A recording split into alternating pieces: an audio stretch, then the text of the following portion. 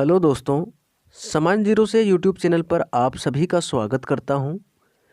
इस वीडियो में हम लोग क्षेत्रमिति से संबंधित त्रिभुज वाले भाग को पढ़ेंगे और त्रिभुज जिसे इंग्लिश मीडियम वाले बच्चे ट्रायंगल के नाम से भी जानते हैं, इनसे संबंधित बेसिक इन्फॉर्मेशन प्राप्त करेंगे। इस वीडियो के माध्यम से हम लोग जो भी इसका बेसिक कॉन्सेप्ट है उस पर विशेष रूप से चर्चा करेंगे। इसके बाद अगले वीडियो में इनसे संबंधित कुछ क्वेश्चंस पर हम लोग चर्चा करेंगे। जैसे कि सबसे पहले बात करें कि ट्रायंगल यानी कि त्रिभुज कहते किसे हैं, तो तीन भुजाओं से घिरे हुए समतल क्षेत्र त्रिभुज कहलाता है। अर्थात कहने का मतलब है कि जो कोई समतल क्षेत्र तीन भुजाओं से घिरे होते हैं उसे त्रिभुज कहते हैं। मुख्य बिंदु की अगर हम बात करें तो किसी त्रिभुज में तीन भुजाएं, तीन शीर्ष और तीन कोण होती है, यानी कि थीटा होगा यहाँ पर, तो तीन थीटा होती है और तीनों कोणों का योग अगर हम बात करें तो 180 डिग्री का होता है। त्रिभुज में तीनों कोणों का योग कितना होता है? 180 डिग्री का होता है। यहाँ पर आप त्रिभुज का इमेज देख सकते हैं। जैसे कि त्रिभुज यहाँ लिया गया है, त्रिभुज ABC। अब देखिए ABC एक त्रिभुज है जिसमें तीन भुजा है, तीन शीर्ष है और तीन कोण है।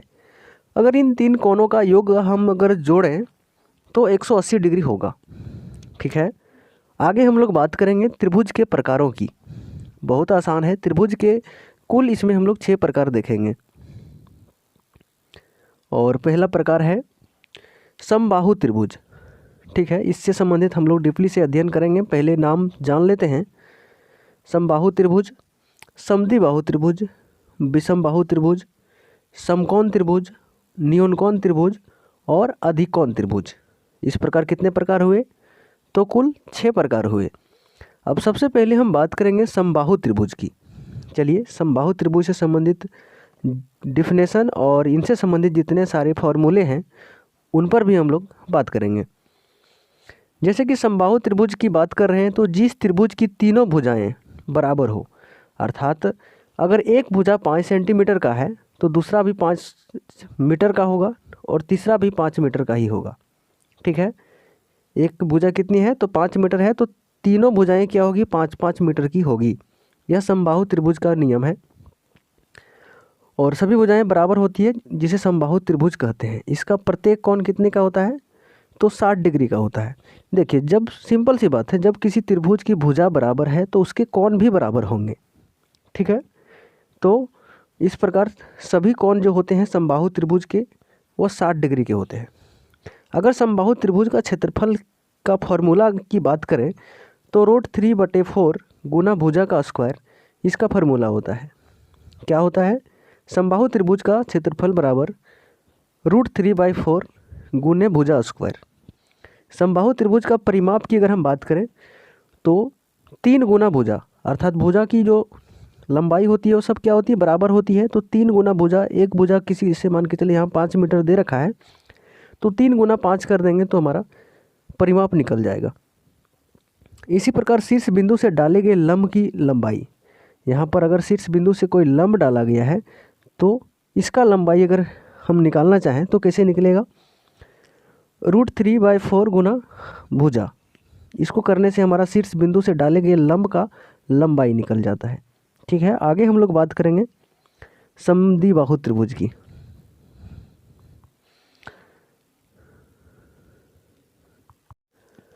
और इस प्रकार दूसरा त्रिभुज जो है वह समद्विबाहु त्रिभुज है। समद्विबाहु त्रिभुज में जिस त्रिभुज की किन्हीं दो भुजाओं की लंबाई बराबर होती है उसे समद्विबाहु त्रिभुज कहते हैं।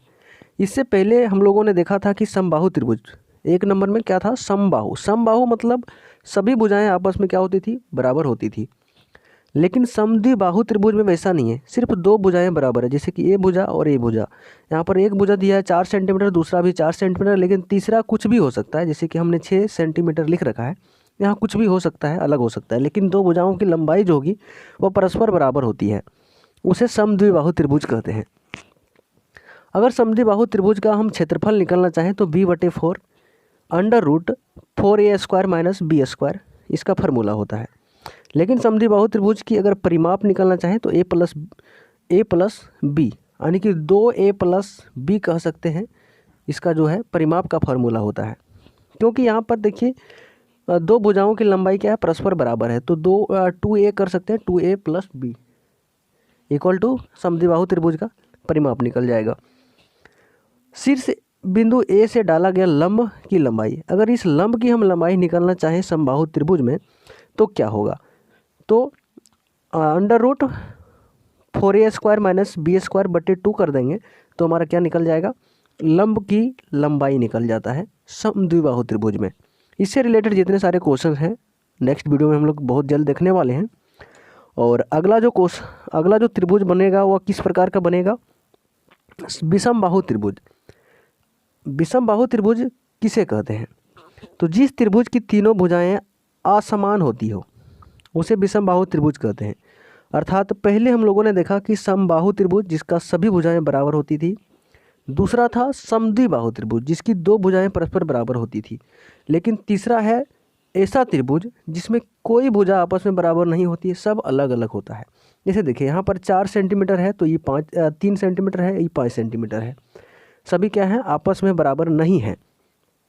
तो अगर विषम बाहु त्रिभुज का क्षेत्रफल निकालना चाहें तो बहुत आसान है, 1/2 गुना आधार गुना ऊंचाई कर दीजिए, विषम बाहु त्रिभुज का क्षेत्रफल आपके सामने होगा।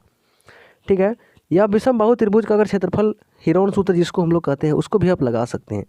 ठीक है, क्या होता है, तो under root s bracket s minus A bracket s minus B bracket s minus सी।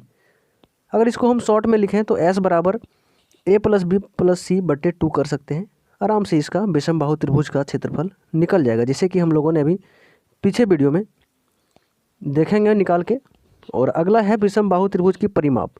तो विषम बाहु त्रिभुज का जो परिमाप निकाला जाता है वो तीनों भुजाओं को जोड़ दिया जाता है। जैसे यहाँ पर 4 सेंटीमीटर, 3 सेंटीमीटर और 5 सेंटीमीटर, तो 4 5 9 3 12, इसका परिमाप क्या निकल जाएगा, 12 सेंटीमीटर निकल जाएगा। ठीक है, आगे बढ़ेंगे। और इस प्रकार अगला है समकोण त्रिभुज। जिस त्रिभुज का एक कोण समकोण, अर्थात समकोण का मतलब 90 डिग्री का होना चाहिए, जैसे यहाँ कोण बी समकोण है जो 90 डिग्री का है, उसे समकोण त्रिभुज कहते हैं। बहुत आसान है कि जिस कोई त्रिभुज में एक कोण 90 डिग्री का हो उस त्रिभुज को समकोण त्रिभुज कहेंगे। समकोण त्रिभुज का क्षेत्रफल होता है 1/2 गुने आधार गुने ऊंचाई। ठीक है, अगर समकोण त्रिभुज का परिमाप की हम बात करें तो लंब प्लस आधार प्लस कर्ण, लंब आधार कर्ण तीनों को जोड़ दिया जाता है इसके परिमाप में। लेकिन यहाँ पर कई बार क्वेश्चन इस तरह का फंसता है, जैसे कि अगर हम बात करें समकोण त्रिभुज का कर्ण नहीं दिया हुआ रहेगा, मान के चलिए ये कर्ण है हमारा, तो कर्ण अगर नहीं दिया हुआ रहता है तो क्या करेंगे, तो कर्ण अगर नहीं दिया हुआ तो रहता है तो अंडर रूट लंब का स्क्वायर प्लस आधार का स्क्वायर, यानी कि इस लंब का स्क्वायर और आधार का स्क्वायर करेंगे तो हमारा क्या निकल जाएगा, कर्ण निकल जाएगा। और अगर लंब नहीं दिया हुआ रहेगा अर्थात ई भुजा नहीं दिया हुआ रहेगा तो क्या करेंगे, तो कर्ण का स्क्वायर माइनस आधार का स्क्वायर कर देंगे तो हमारा लंब निकल जाएगा। और अगर आधार निकालना हो तो कर्ण का स्क्वायर माइनस लंब का स्क्वायर करेंगे तो हमारा क्या निकल जाएगा, आधार निकल जाएगा। इस प्रकार समकोण त्रिभुज में कर्ण, लंब और आधार बहुत इंपॉर्टेंट चीज़ है। एक बार फिर सुनिए, जो बेस लेवल का होता है, बेस जिसको आधार कहते हैं, लंब को इस वाले भाग को कहते हैं जो सीधा खड़ा हुआ रहता है 90 डिग्री वाले, और 90 डिग्री का ठीक सामने वाला जो कोण जो लाइन होता है उसको हम लोग कर्ण बोलते हैं। ठीक है, आगे बात करेंगे न्यूनकोण त्रिभुज। बहुत आसान है, न्यूनकोण और अधिकोण दोनों थोड़ा सा डिफरेंट है। तो न्यूनकोण त्रिभुज जिस त्रिभुज के तीनों कोण न्यूनकोण अर्थात 90 डिग्री से कम का हो उसे न्यूनकोण कहते हैं। तो ऐसा हो सकता है क्योंकि अगर हम मान के चलिए लेते हैं समबाहु त्रिभुज तो उसमें प्रत्येक कोण हमारा क्या होता है, 60 डिग्री का होता है, तो वह भी एक प्रकार का क्या है, न्यूनकोण त्रिभुज ही होगा, क्योंकि प्रत्येक कोण जो है 90 डिग्री से कम है। ठीक है, अगला है जैसे कि अधिक कोण त्रिभुज। और अधिक कोण त्रिभुज की अगर हम बात करें तो उसका एक कोण जो होता है वह 90 डिग्री से हमेशा अधिक होगा, 90 डिग्री प्लस होगा। तो उस प्रकार के जो त्रिभुज होते हैं उसको अधिक कोण त्रिभुज कहा जाता है। जैसे कि यहाँ पर आप इमेज में देख सकते हैं कि एक कोण जो है सबसे बड़ा है जबकि ये सब दोनों छोटा है। ठीक है दोस्तों, आगे हम लोग इससे रिलेटेड जितने सारे क्वेश्चंस पूछे जाते हैं उनको टॉपिक बाय टॉपिक करेंगे। यह था बेसिक, बिल्कुल बेसिक हम लोग समझ चुके हैं।